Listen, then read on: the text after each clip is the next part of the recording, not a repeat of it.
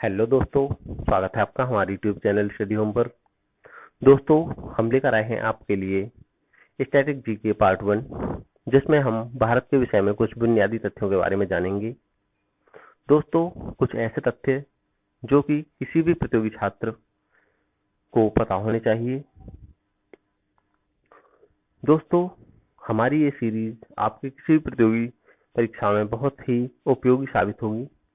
अतः आपसे गुजारिश है कि अगर आपने हमारा चैनल स्टडी होम अभी तक सब्सक्राइब नहीं किया है तो इसे सब्सक्राइब कर लें।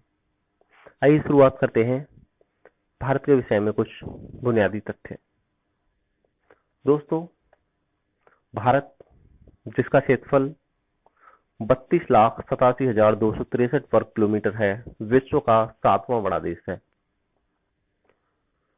रूस नंबर 1 पर है, दूसरे नंबर पे कनाडा, तीसरा चीन, चौथा संयुक्त राज्य अमेरिका, पांचवा ब्राजील और छठा ऑस्ट्रेलिया, और 7वें नंबर पर स्वयं अपना भारत है। इनको एक बार और रिपीट कर लीजिए।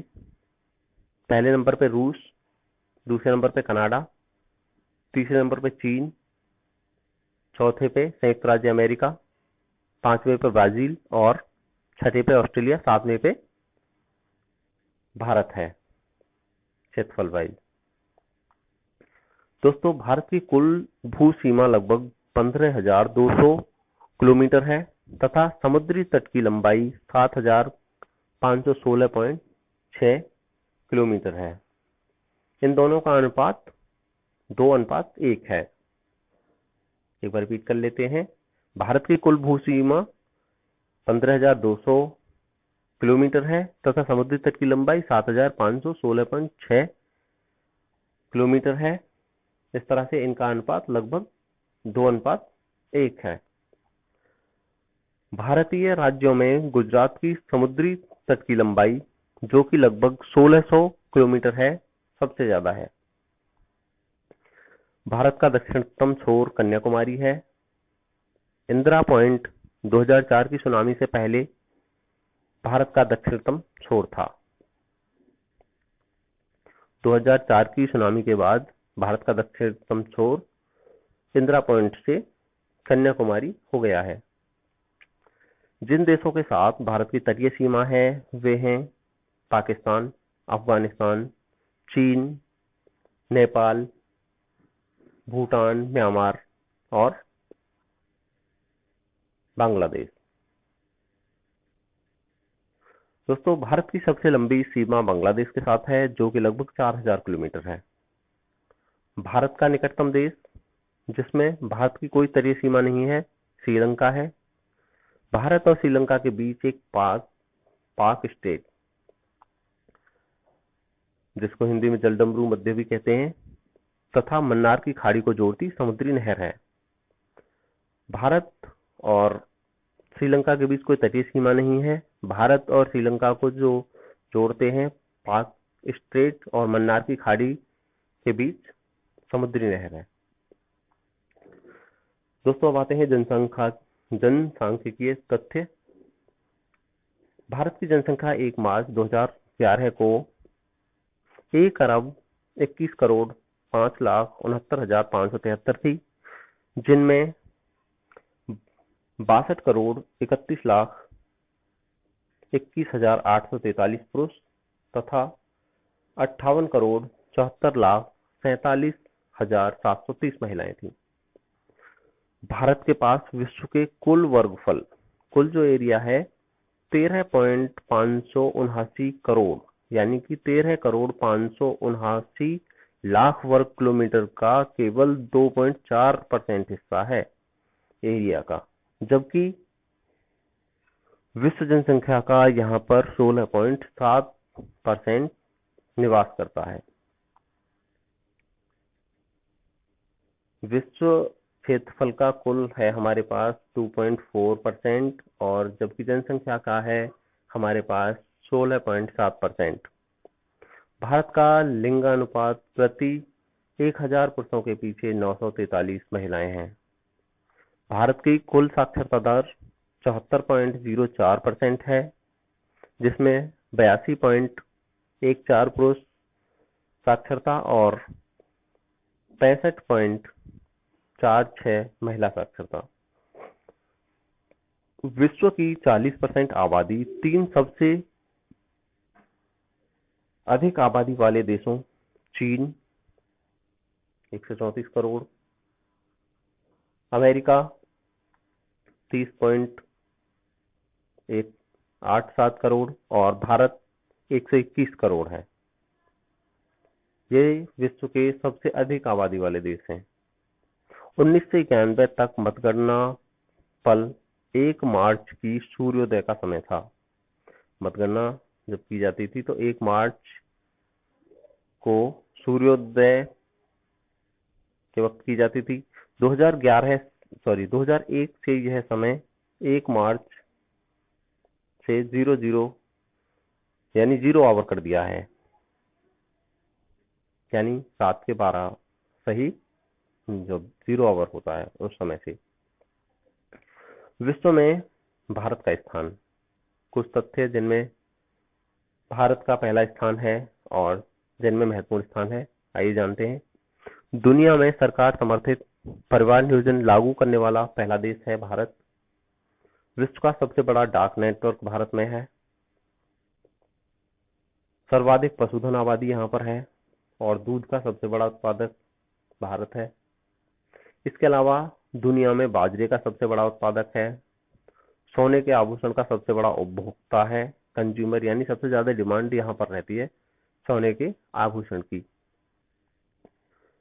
जूट का सबसे बड़ा उत्पादक है, अदरक का सबसे बड़ा उत्पादक है, केले का सबसे बड़ा उत्पादक है, अरंडी के बीजों का सबसे बड़ा उत्पादक है, आमों का सबसे बड़ा उत्पादक है, कुसुम तेल बीज का सबसे बड़ा उत्पादक है, पपीते का सबसे बड़ा उत्पादक है, चाय का दूसरा सबसे बड़ा उत्पादक है। चाय उत्पादन में पहला स्थान चीन का है। गन्ने का दूसरा बड़ा उत्पादक है। गन्ना उत्पादन में पहला स्थान ब्राजील का है। गेहूं का दूसरा सबसे बड़ा उत्पादक है। गेहूं उत्पादन में पहला स्थान चीन का है। प्याज का दूसरा बड़ा उत्पादक है। प्याज उत्पादन में पहला स्थान चीन का है। आलू का सबसे बड़ा उत्पादक है। आलू उत्पादन में पहला स्थान चीन का है। लहसुन का दूसरा सबसे बड़ा उत्पादक है, पहला स्थान चीन का है।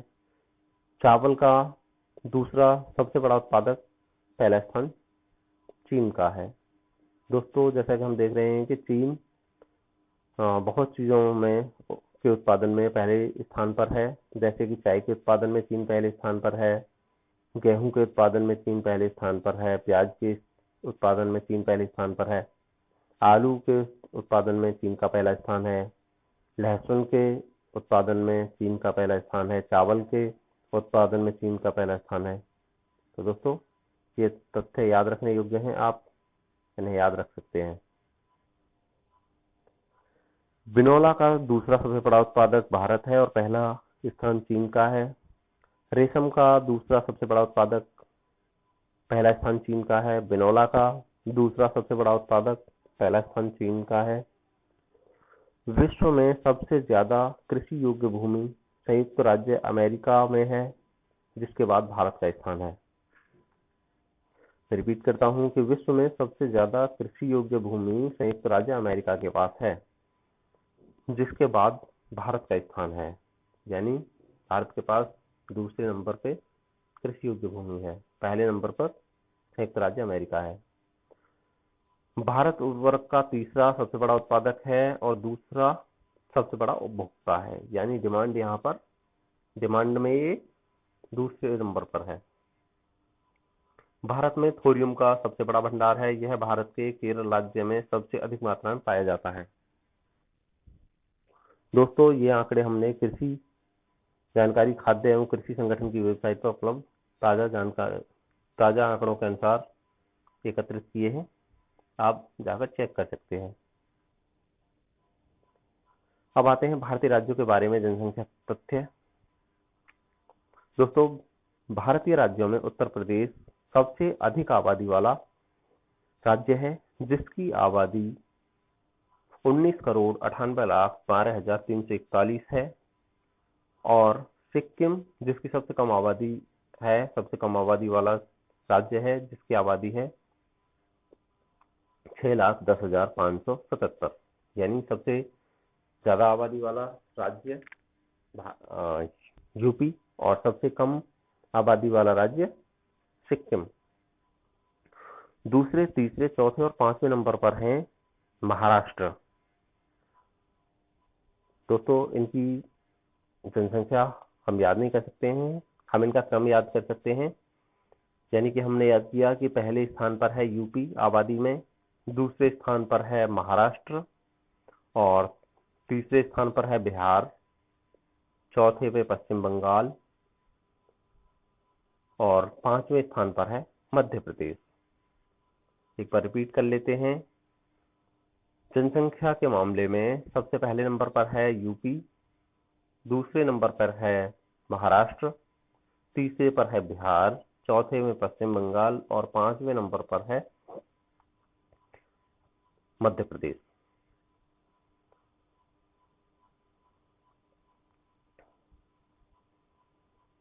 आंध्र प्रदेश और तेलंगाना में, यानी पहले पांचवें नंबर पर आंध्र प्रदेश हुआ करता था, लेकिन आंध्र प्रदेश और तेलंगाना के मध्य विभाजन हो चुका है, तो इनकी जनसंख्या कम हो गई है इस तरह से। अब आते हैं संघ शासित क्षेत्रों में दिल्ली, जिसकी आबादी 1,67,67,941 की आबादी के साथ सबसे अधिक आबादी वाला केंद्र शासित प्रदेश है। यानी केंद्र शासित प्रदेशों की बात करें तो दिल्ली सबसे ज्यादा जनसंख्या वाला है और लक्षद्वीप सबसे कम जनसंख्या वाला है, जिसकी आबादी केवल 64,473 है। दिल्ली की जनसंख्या जम्मू कश्मीर, हिमाचल प्रदेश, उत्तराखंड, सिक्किम, अरुणाचल प्रदेश, मेघालय, नागालैंड, त्रिपुरा, मिजोरम और मणिपुर से अधिक है। अकेले दिल्ली की जो जनसंख्या है वो जम्मू कश्मीर, हिमाचल प्रदेश, उत्तराखंड, सिक्किम, अरुणाचल प्रदेश, मेघालय, नागालैंड, त्रिपुरा, मिजोरम और मणिपुर की जनसंख्या से ज्यादा है।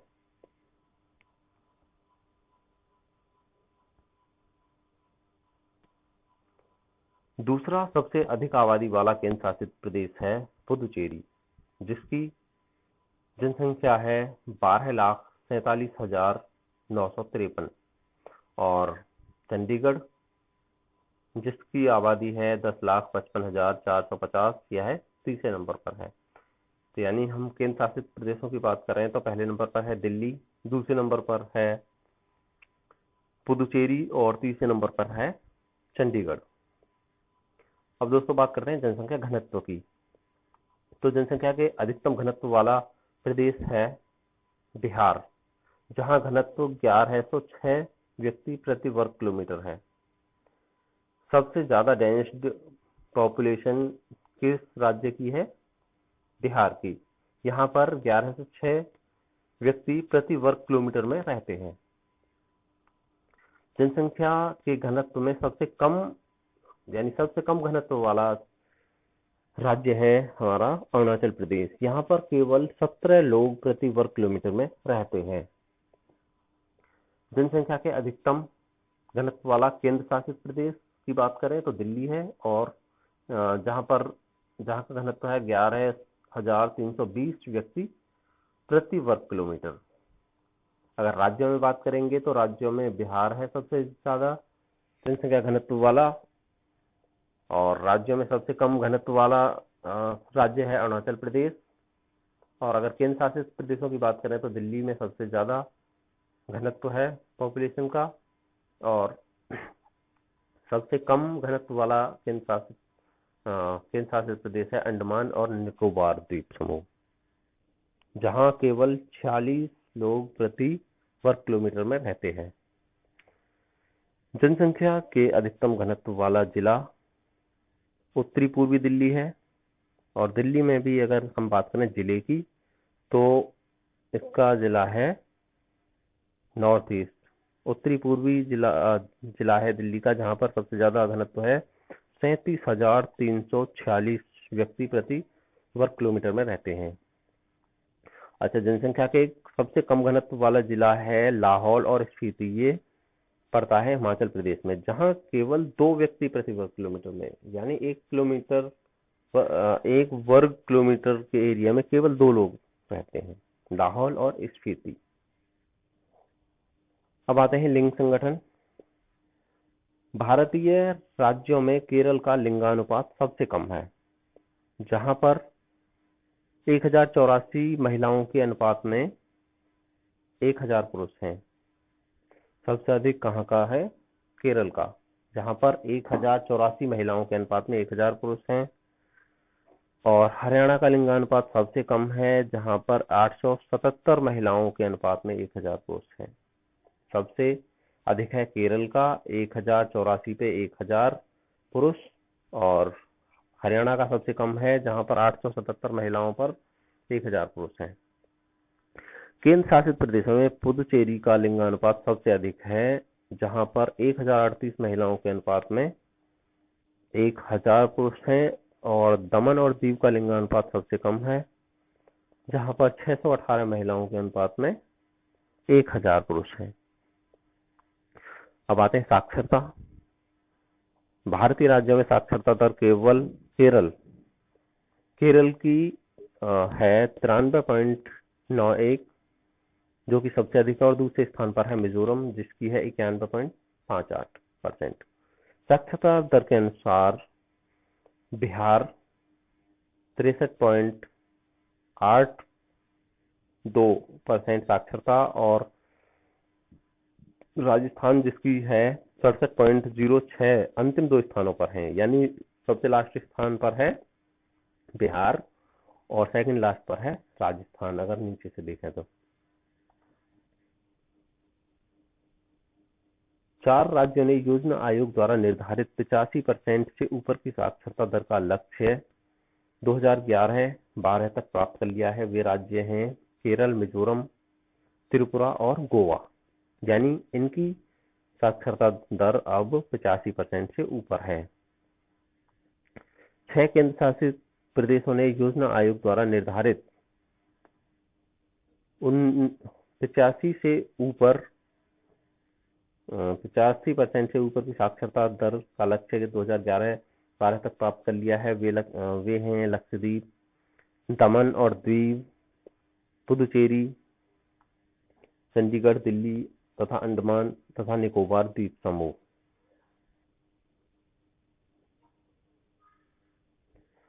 अब बात करते हैं भारत की भाषाओं के बारे में। तो भारतीय संविधान द्वारा मान्यता प्राप्त भाषाओं की संख्या है 22। 1950 में भारतीय संविधान की स्थापना के समय में मान्यता प्राप्त भाषाओं की संख्या थी केवल 14। 8वीं अनुसूची में तदुपरांत जोड़ी गई भाषाएं हैं, यानी कि 8 भाषाएं 8वीं अनुसूची में जोड़ी गई थी। वो हैं सिंधी, कोंकणी, नेपाली, मणिपुरी, मैथिली, डोगरी, बोडो और संथाली। यानी भारतीय संविधान जब लागू हुआ था उस टाइम पर केवल 14 भाषाओं को मान्यता प्राप्त थी। इसके बाद 8वीं अनुसूची में जोड़ी गई भाषाएं हैं सिंधी, कोंकणी, नेपाली, मणिपुरी, मैथिली, डोगरी, बोडो और संथाली। इस प्रकार अब कुल मान्यता प्राप्त भाषाएं हैं 22। सांख्यिकी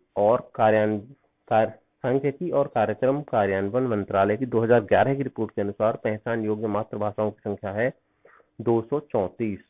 जो लोकल लैंग्वेजेस होती हैं, मातृभाषाएं, उनकी संख्या है 234। शास्त्रीय भाषा का दर्जा प्राप्त करने वाली पहली भाषा है तमिल। शास्त्रीय भाषा का दर्जा पाने वाली अन्य भाषाएं हैं।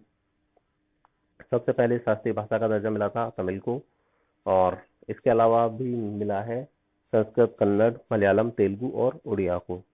आई रिपीट, संस्कृत, कन्नड़, मलयालम, तेलुगु और उड़िया। नागालैंड की राजभाषा है अंग्रेजी। जम्मू और कश्मीर की राजभाषा है उर्दू। गोवा की राजभाषा है कोंकणी। भारत के संविधान द्वारा निर्धारित सुप्रीम कोर्ट और हाई कोर्ट की राजभाषा है अंग्रेजी। यानी कोर्ट का जो भी काम होता है इंडिया के अंदर वो होता है अंग्रेजी में। लक्षद्वीप की प्रमुख भाषाएं हैं जयश्री द्वीप भाषा और महल। सामान्यतः पुदुचेरी, पूर्व में पौंडीचेरी से बोलते थे, में बोली जाने वाली विदेशी भाषा है फ्रेंच। पूर्व की इतालवी कही जाने वाली भारतीय भाषा है तेलुगु।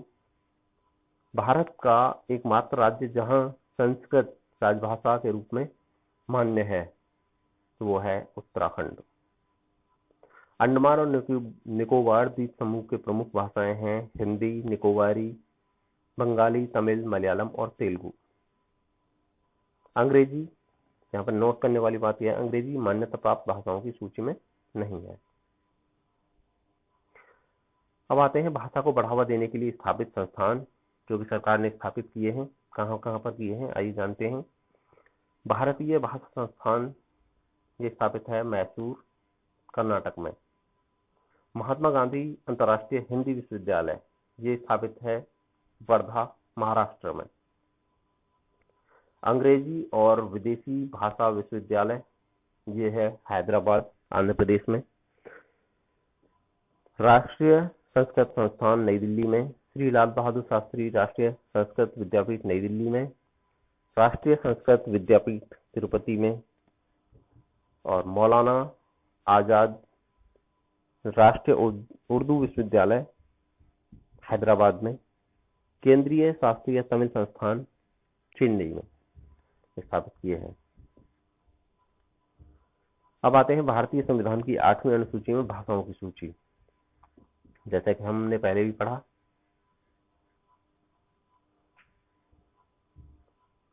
असमिया जो कि असम में बोली जाती है 1950 में इसको मान्यता प्राप्त हुई।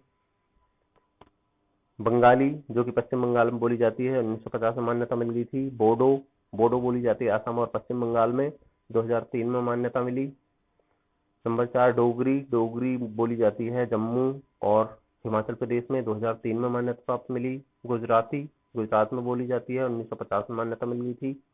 हिंदी उत्तर भारत के अधिकांश भागों में बोली जाती है 1950 में ही मान्यता मिल गई थी। कश्मीरी जम्मू एंड कश्मीर में बोली जाती है 1950 में ही मान्यता थी। कन्नड़ कर्नाटक में बोली जाती है 1950 से ही।